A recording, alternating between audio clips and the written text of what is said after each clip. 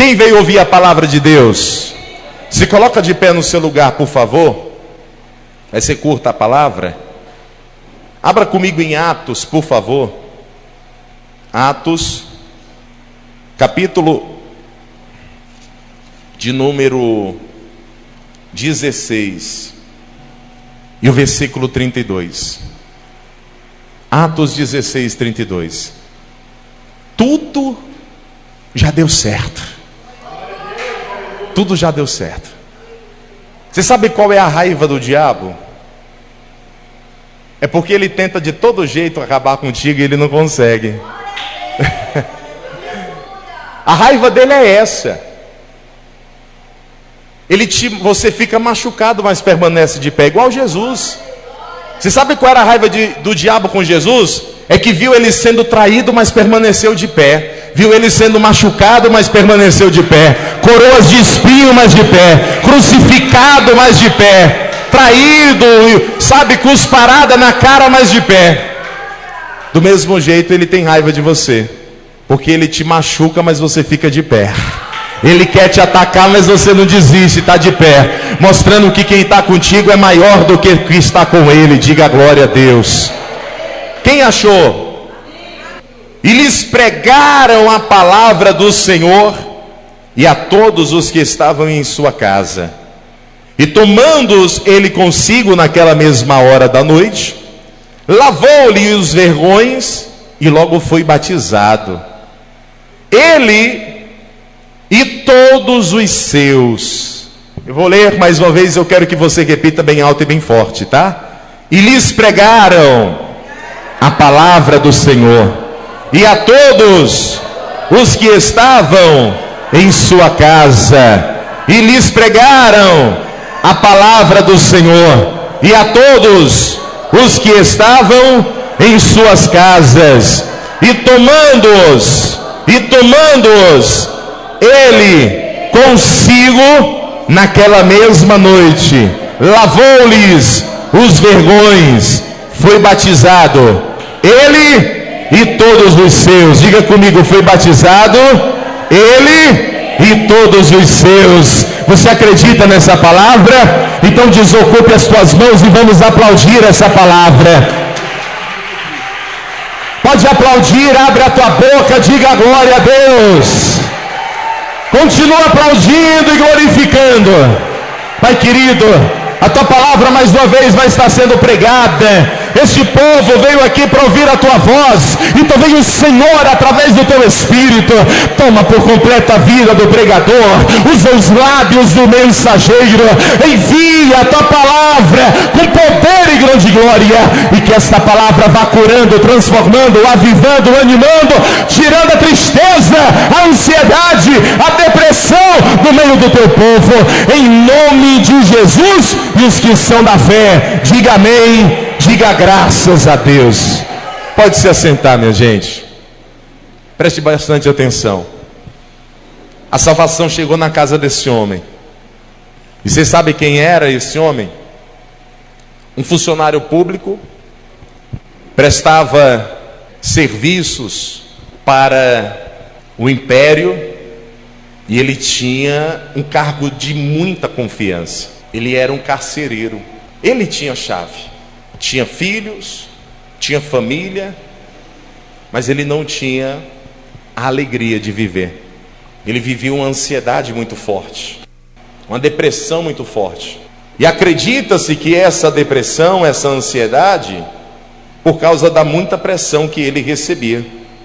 Porque quando a pessoa ela fica ansiosa com algo, antes dessa ansiedade pegar, ela sofre antes uma pressão.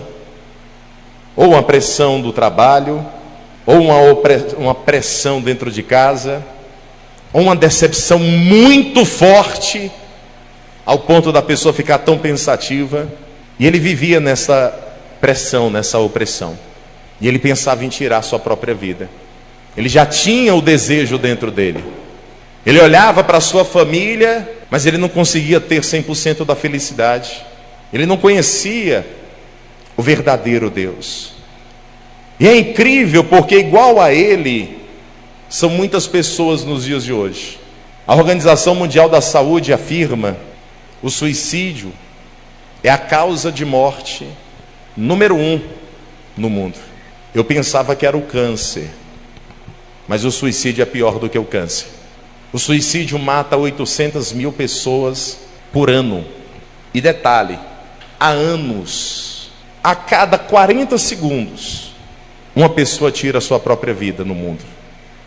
E aqui no Brasil, a cada 40 minutos, uma pessoa consegue se matar.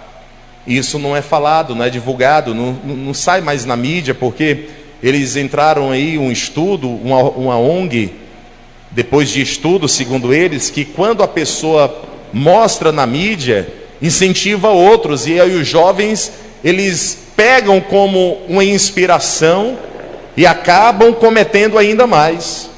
A cada 20 pessoas que tentam suicídio, uma consegue. As mulheres, elas tentam mais se matar, mas os homens, eles conseguem mais. As mulheres tentam o suicídio, mas não conseguem. Os homens são os que mais conseguem. São os que menos tentam, mas são os que mais conseguem. E você vai se espantar, porque a taxa de suicídio entre adolescentes de 10 a 14 anos aumentou em 40% nos últimos 10 anos. Entre os adolescentes de 15 e 19 anos, o aumento na taxa foi de 33%. Média de 28 pessoas se matam todos os dias no Brasil. Por que aumentou o suicídio entre as crianças de 10 e 14 anos? Por causa de uma síndrome chamada Síndrome do Imperador. Você conhece essa síndrome? Conhece a Síndrome do Imperador? Não conhece? É o que tem causado suicídio entre as crianças e entre os adolescentes. E o culpado dessa Síndrome do Imperador são os pais. Porque os pais querem criar filhos fracos.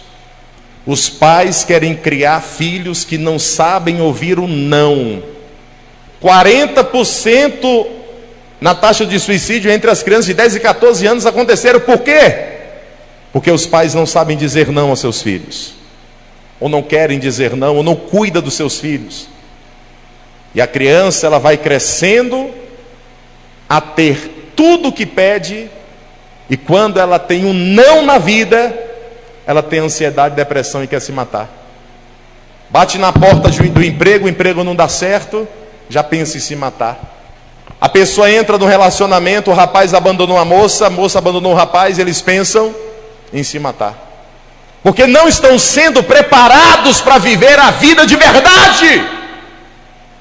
E a culpa é nossa, que temos criado as nossas crianças, a nossa juventude, não com dureza, mas como se fossem bebezinhos de porcelanas para o resto da vida. E a vida é dura, você sabe. Quem trabalha para colocar o sustento dentro de casa sabe o tanto que sofre, é ou não é? Ah, eu não quero que o meu filho sofra como eu sofri. Está criando um filho fraco. Você está fazendo o mal para o seu filho. Você está fazendo mal para a sua filha, que acaba aderindo essa síndrome do imperador. O menino que bate no pé no chão, como se mandasse. Pais que viraram reféns de crianças, minha gente. Pais que viraram reféns de crianças. O filho diz, eu vou ali. O pai diz, não. O filho vira as costas e vai. Pais frouxos, que têm criado crianças fracas. As crianças estão morrendo por culpa dos pais. Uma pasta do governo orienta, não obriga ou não, orienta que tem que usar o mesmo banheiro. Aí fica uma polêmica, não pode ter banheiro unissex, eu não quero um homem mijando no banheiro da minha filha. Isso é bobeira. Isso é bobeira. É feio, eu sei, mas isso é bobeira. A gente está se distraindo com coisas que não são tão importantes, esquecendo do que é mais importante: criar os nossos filhos no caminho em que eles se devem andar. Porque se você criar bem seu filho, se entrar um marmanjo no banheiro, se for a mulher, ela vai sair, não vai ficar lá. Ela vai aprender que se alguém mexer com ela, ela vai saber contar para o pai e para a mãe. Mas não é isso que a gente tem visto. Crianças, pesquisa depois, síndrome do imperador. Os pais preparam uma comida e perguntam para o filho: qual pedaço que você quer? É o peitinho? É a asinha? Ah, eu não como cozido. Vamos só fazer assado. Ah, eu não como assado. Vamos só fazer cozido. Pais virando reféns de seus filhos. Pais não saem porque os filhos não querem sair. Filhos dizem que não vêm para a igreja e os pais não trazem. Literalmente o porte mijando no cachorro. A culpa desses adolescentes estarem se matando, mas em 10, em 14 anos tem um espiritual. Mas boa parte são dos pais frouxos. Você veio aqui para ouvir a verdade, não veio? A palavra de Deus, ela diz que você tem que corrigir o seu filho, nem que seja na vara, mas tem que corrigir. Porque o pai que ama, ele exorta, ele briga, ele é duro. O pai que não ama, a mãe que não ama, deixa o filho solto, deixa à vontade, porque não ama. Não ama. É ou não é, minha gente? O pai que ama cuida. Porque uma pisa nunca transformou ninguém em bandido, muito pelo contrário, impediu. Ai, pastor, o senhor está dizendo isso? Pai frouxo, mãe frouxa, você que pensa assim. Não crie, eu estou falando duramente para que você não veja seu filho morto, sua filha morta. Eu fui uma criança que eu não queria ir para a igreja, mas a minha avó dobrava meio palmo de língua para o lado de fora, puxava a minha orelha, entortava a língua, e levava de casa até a igreja. E quando eu chegava, o porteiro ficava lá: ô dona Salete, por que você está puxando a orelha do Rafael? Porque ele não queria vir para a igreja. O porteiro ainda me dava um cascudo: entra, moleque. E não virei bandido, drogado e nunca fui preso, porque na dureza eu estava sendo trazido para a igreja. Depois dessa pregação, você tem que pensar. O pai que ama corrige seu filho. O pai que ama não deixa ele ter essa síndrome do imperador. Criança que acha que é o rei, que manda. Menino de 10, de 12 anos, 13 anos, grávidas. Por quê?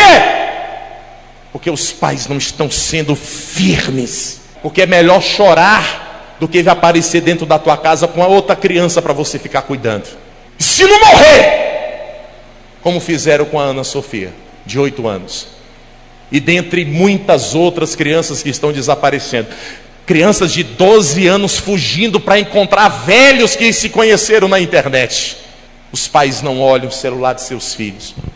Tudo que a minha filha conversa eu sei. Tudo. Ah, uma coleguinha dela disse para ela: isso é invasão de privacidade. Invasão de privacidade? A aluna tinha 10 anos quando um caboclo entrou em contato com ela pelo Instagram. Era um Instagram que eu criei para fazer uma loja virtual. E o WhatsApp era o meu. O cara entrou em contato perguntando quantos anos ela tinha, eu respondendo: tem 10. O cara mandou foto de tudo, até daquilo dele, pedindo. E olha, você mora onde? Eu dei um endereço falso. Tal hora você sai, deixa seus pais dormirem e vai lá na porta. Sabe o que aconteceu? Eu peguei todos os prints, fui na delegacia, fui na Polícia Federal. E sabe o que os delegados disseram? Infelizmente ele não cometeu crime. Quem cometeu o crime foi o Senhor. Porque em nenhum momento ele falou com a menor, mas o Senhor se fez passar por uma outra pessoa. Então você tem que confiar na tua criação.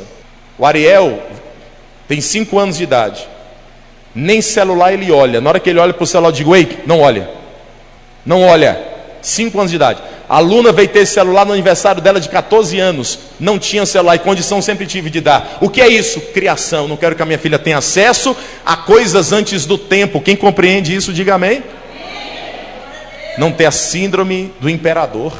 A criança acha que manda. Escute, pai, mãe, você vai morrer. E o teu filho vai ficar, se Jesus não voltar antes. E vai chegar um dia que o teu filho não vai ter o papaizinho e não vai ter a mamãezinha. E vai ter que viver no mundo. E como é que vai viver no mundo se você não preparar ele para viver nesse mundo? Porque esse mundo é fácil ou é difícil de se viver? Aí você está criando nenenzinho para viver no meio do mundo, não dá certo. Síndrome de imperador tem aumentado as taxas das mortes entre as crianças. E esse carcereiro, ele estava deprimido. Muito deprimido. Assim como muitos hoje. Talvez até aqui dentro dessa igreja. E aí um dia, eles prenderam 2 homens de Deus. Porque foi proibido para Paulo e Silas. Você conhece a história de Paulo e Silas? Foi proibido de falar de Jesus. E Paulo e Silas falaram de Jesus. E falando de Jesus, prenderam ele e foram lançados na prisão. Eles tinham duas opções: ou eles adoravam, ou eles murmuravam. E aí, escute, quando coisas ruins acontecem na nossa vida, existe propósito. Fala comigo: existe um propósito para todas as coisas. Existe um propósito para Paulo e Silas ser presos. Qual? Alcançar um carcereiro depressivo. O carcereiro não era feliz, mas Paulo e Silas foram presos para poder Deus fazer a ligação entre um e outro. E quando Paulo e Silas estavam na prisão, eles podiam chorar: meu Deus, como muitos fazem hoje na igreja. Eu vou para a igreja, eu faço a tua obra, eu te sirvo, e eu estou passando por isso. Quem nunca falou isso, hein? Mas Paulo e Silas não. Estava perto da meia-noite, eles estavam presos e eles começaram a louvar. Sabe cantar o glória, glória, aleluia? Sabe? Se a igreja souber, também canta. Como é? Glória, glória, aleluia. Glória, glória, aleluia. Glória, glória, aleluia. Vencendo, vencendo, vem Jesus. Pode sentar, minha gente.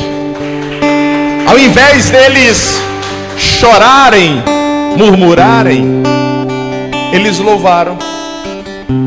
E o carcereiro lá do outro lado: esses homens são doidos. Como é que eles estão presos e estão cantando?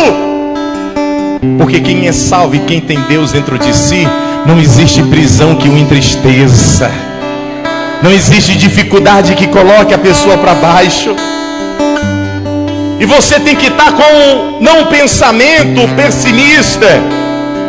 A pessoa que tem uma mente pessimista só pensa errado, negativo, gente pesada, só atrai coisas ruins para ela. Já prestou atenção que quem vai conversar contigo e fala: minha vida está uma droga, nunca muda, sempre é a mesma luta, sempre é a mesma coisa, a mesma dificuldade. Porque quando você pensa em coisas ruins, os seus neurônios, eles se comunicam uns com os outros e acaba criando um espaço, um caminho para poder ter negativismo e mandar coisas ruins para o teu inconsciente. Aí o teu inconsciente manda para o consciente e o consciente reflete nas atitudes. Por isso que você tem que ser otimista. Antes isso era uma crença, viu?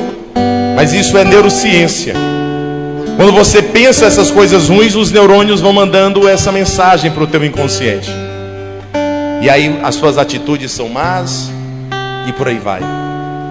Paulo e Silas, eles estavam presos, mas eles estavam louvando a Deus, sentado mesmo. Eles estavam: glória, glória, aleluia. Glória, glória, glória, glória, aleluia.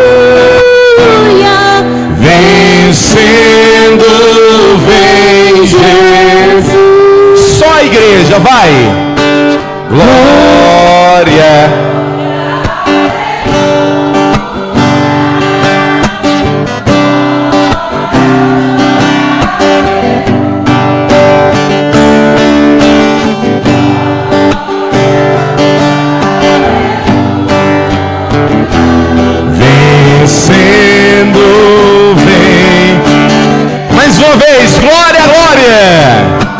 Glória, glória, glória,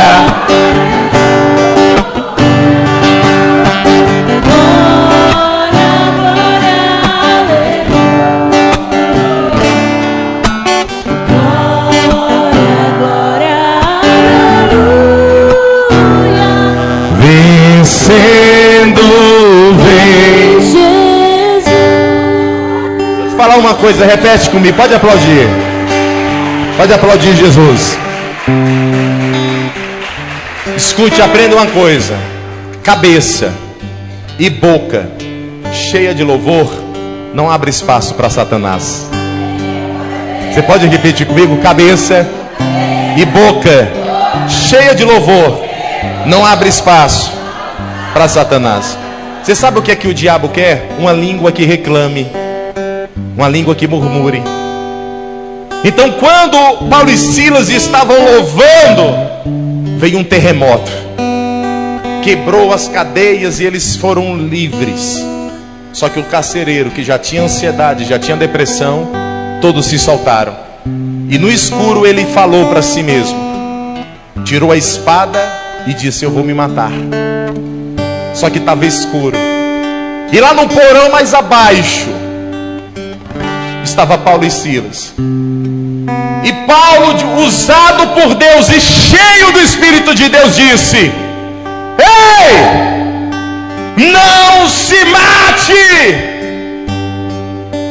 Só que estava escuro, não tinha como ele ver. E lá do outro lado o carcereiro entendeu: esse verdadeiro é um homem de Deus. E ele foi até Paulo e disse: o que é que eu faço para ser salvo? E Paulo disse para ele: crer no Senhor Jesus e serás salvo, tu e a tua casa. E eles foram até a casa desse carcereiro, pregaram para toda a família, todos se converteram e todos foram batizados. Escute, Paulo e Silas podiam murmurar por conta daquela luta que eles estavam enfrentando, mas eles ganharam, não murmuraram, adoraram ao Senhor, saíram daquela prisão, ainda conseguiram salvar a alma daquela pessoa depressiva. Escute, Deus escolheu você para ajudar e ganhar almas. Deus escolheu você para ser forte.